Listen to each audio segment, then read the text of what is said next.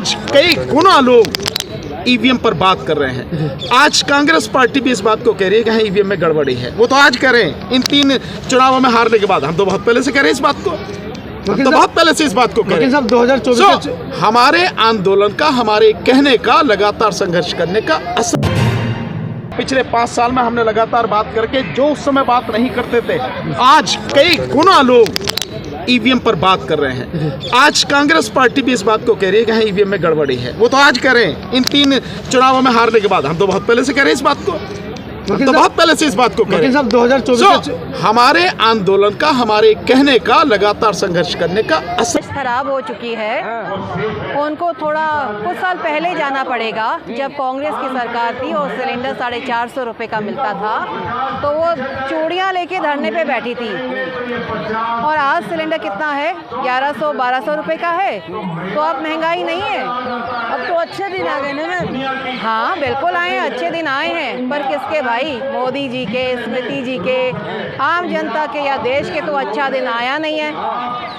वो तो आप देख रहे हैं। गरीबों के अच्छे दिन आ गए हैं। सबके सर पे छत होगा। हवाई चप्पल वाले हवाई जहाज में घूम रहे, नहीं देख रही हैं आप? छत होगा, कागज का छत होगा। चप्पल मान लिया, चप्पल तो गरीब भी खरीद लेगा।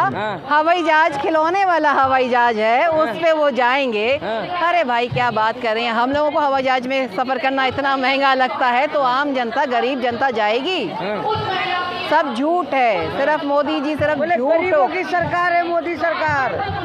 गरीबों की सरकार सिर्फ कांग्रेस सरकार रही है। गरीबों की सरकार, गरीबों के हमदर्द कांग्रेस सरकार रही है। बीजेपी कह रही है कि मोदी की गारंटी है, कांग्रेस का सुपड़ा साफ हो गया 3 राज्यों में। भाई वो उनकी बहुत बड़ी गलतफहमी है। माना कि हम हार गए हैं, लेकिन हार का प्रतिशत कितना है? सिर्फ 2%। और हार का प्रतिशत तब है जब मुरैना जैसी जगह में, मध्य प्रदेश में मुरैना जैसी जगह है, मध्य प्रदेश की मुरैना जैसी जगह में मोदी जी और अमित शाह आके बैठ जाते हैं। 14 साल, 10 साल में, 9 साल में वहाँ पे पहली बारी मोदी जी गए हैं। डर था इसलिए गए हैं कि वहाँ से कांग्रेस सरकार जीतनी थी। वहाँ पे उन्होंने जो कुछ करना था, मैं किसी डर से, मैं नहीं डर रही हूँ, मैं तो साफ खुलेआम शब्दों में कह रही हूँ, चुनाव से पहले, वोटिंग से 1 दिन पहले रुपए पैसे बांटे गए हैं। लेकिन कांग्रेस कह रही है कि मत हार गया, ईवीएम जीत गया।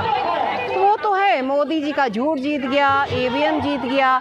जब हम पहले वोट्स को काउंट करे थे तो कांग्रेस आगे चल रही थी। तो ये कैसे हो गया कि जब ईवीएम होता है तो उसको हैक कर दिया जाता है।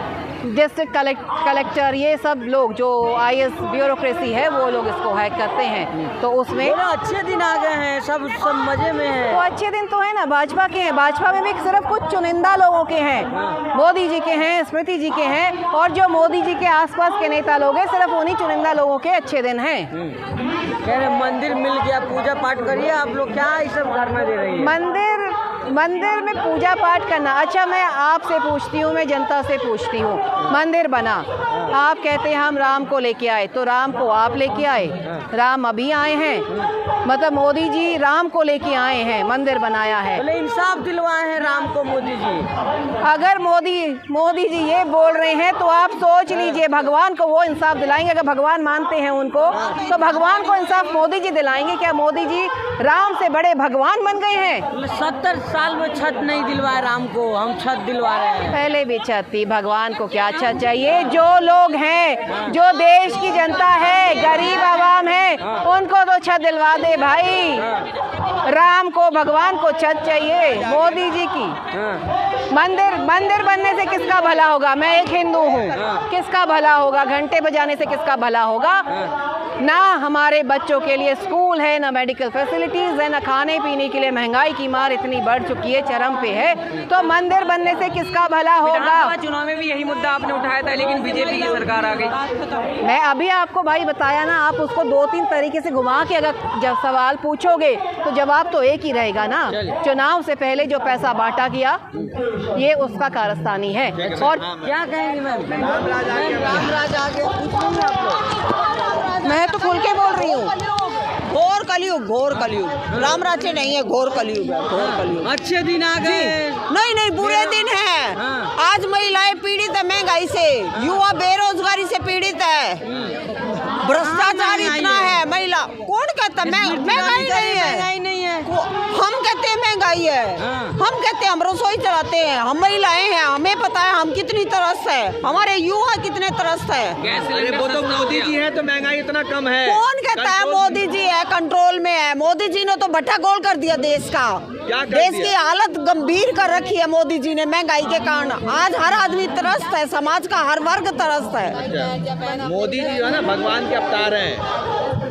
कौन कहता है हम भगवान के अवतार नहीं है? आप भगवान के अवतार नहीं है। मोदी जी भगवान के अवतार, हम सब भगवान के अवतार है। मोदी जी का डंका क्यों बज रहा है? आप लोग बजा रहे हो ना, मीडिया बजा रहा है डंका। मजबूत प्रधानमंत्री नहीं, कोई मजबूत नहीं है। अमीरों को अमीर कर दिया, अपने दोस्तों को, गरीबों को गरीब कर दिया, बहुत बड़ी खाई में बांट दिया देश को। एक अकेला सब पर भारी। झूठ बोलते हैं, ये मीडिया वाले फैलाते हैं। मीडिया बार बार ये कहती है एक अकेला सब पे भारी, वो हम लोग हैं, कांग्रेस है। देश को आज़ादी दिलाने वाले हम लोग थे। हमने अपनी आहुतियाँ दी हैं यज्ञ कुंड में।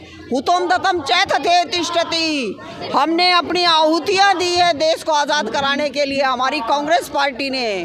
हमने तेन तक तेन भुजिता के साथ जीवन निर्वाह किया है। 2024 में 400 पार। तेन तक तेन भुजिता वाली नीति अपनाते हैं हम त्याग के साथ वो करते हैं, लेकिन मोदी तो भोग करता है, भ्रष्टाचार फैला रखा है। वो किस लिए मशीनों में गड़बड़ी करके वो जाएगा 400 पार, इसीलिए जाएगा, अन्यथा नहीं जाएगा। स्मृति ईरानी अच्छे दिन आ गए, आप लोग कैसे आ रहे हैं? अच्छे दिन मोदी जी ने बोला था 15 लाख चाहिए। आप मुझे एक बंदा बताइए जिसको 15 रुपए भी मिले हों, बताइए। मैं मान जाऊंगी कि अच्छे दिन आए। अच्छे दिन जरूर आए हैं। अडानी जी के आए हैं, अंबानी जी के आए हैं, मोदी जी के खुद के आए हैं, अमित शाह जी के आए हैं, जय शाह जी के आए हैं, उनकी पूरी टीम के आए हैं। मगर जो आम जनता त्रस्त है, मोदी जी मस्त हैं। माँ से मोदी, माँ से महंगाई, माँ से मणिपुर, माँ से महिला उत्पीड़न पे क्यों नहीं बोलते हैं? बुलवाइए। दिन रात तो बोलते रहते हैं मोदी जी। किस पे बोलते हैं? कर रहे हैं आपके 24 घंटा काम कर रहे हैं आप। 24 घंटे काम कर रहे हैं, दिख कहाँ रहा है उन्हें काम? मुझे तो नहीं दिखाई दे रहा उनका काम। कहाँ है? 10 साल हो गए, 10 साल से काम कर रहे हैं, क्या कर रहे हैं? कहाँ है उनका काम? दिखाई दे रहे हैं? डंका बजवा दिया मोदी जी ने। भैया दुनिया में डंका तो इंदिरा जी ने भी बजवाया। राहुल जी कैम्ब्रिज यूनिवर्सिटी में पढ़ के आए। कौन सी यूनिवर्सिटी से पढ़ के आए हैं मोदी जी, ये बताइए मुझे। मोदी जी वो कौन सी वर्क वाली यूनिवर्सिटी में पढ़ के आए। वो कौन सी यूनिवर्सिटी, कहाँ पे है वो यूनिवर्सिटी? दिन रात काम करने वाली यूनिवर्सिटी। देखिए, आप गोदी मीडिया से हैं, आप उनकी तारीफ करेंगे। मैं कांग्रेस पार्टी की वर्कर हूँ, सिपाही हूँ, मैं अपनी राहुल गांधी की तरफ। मंदिर बनवा दिए मोदी जी। देखिए, रामचंद्र जी हमारे भरोसे नहीं बैठे, ना आपके, ना मेरे, ना मोदी जी के, कि मंदिर बनेगा तो काम होगा। वो देश को चलाते हैं, दुनिया की सृष्टि के पालन करते हैं। 70 साल में कांग्रेस कुछ नहीं कर पाए, मोदी जी आए मंदिर। अरे उन्होंने, देखिए मोदी जी कहाँ थे जब देश को आज़ादी मिल रही थी? कहाँ थे वो, ये बताइए। बांग्लादेश के युद्ध में थे। क्या कर रहे थे? कह रहे थे युद्ध लड़ रहे थे बांग्लादेश के लिए। कौन सी युद्ध की लड़ाई लड़ रहे थे बांग्लादेश में? हमारे देश के लिए क्या किया है? उन्हें लूट के खा गए सिर्फ, बस लूट खसूट की लड़ाई झगड़े, हिंदू मुस्लिम की राजनीति करते हैं बस। ईवीएम जिस दिन चला जाएगा, मोदी जी का थैला झोला यहाँ लटका होगा, चले जाएंगे वो। लोग तो कह रहे बैलेट पेपर से चुनाव हो तो कहाँ मोदी जाएंगे? देखेंगे, ये चैलेंज है, देखेंगे। मोदी जी कहाँ जाएंगे? जहाँ भी जाएंगे, वो कह रहे हैं हम थैला लटका के चले जाएंगे भाई, जहाँ उनकी मर्जी। कोई रिप्लेसमेंट ही नहीं है, मोदी ही रहेगा देश में। भैया जी, हिटलर भी चला गया, दुनिया से गोली मार ली थी, बहुत बड़ा आदमी था वो। खुद को हिटलर थोड़ी है, वो तो तानाशाही को बच्चा है, तानाशाही सरकार चला रहे हैं। गरीब के बच्चे होंगे, इतने करोड़ों रुपए के हवाई जहाज में घूमते हैं, 14 लाख का सूट पहनते हैं, गरीब आदमी नहीं है वो, सबसे रईस आदमी है इंडिया का। अरे वो तो कहते हैं हम तो फकीर आदमी है। भैया कहने से क्या होता है? गरीबी मैं कहती हूँ मैं फकीर औरत, मैं महारानी बाग में रहती हूँ, कहाँ की फकीर हूँ? कहने से क्या होता है? वो कहते हैं ना कि भाई मैं तो फकीर आदमी हूँ, मैंने गरीबी देखी है ना।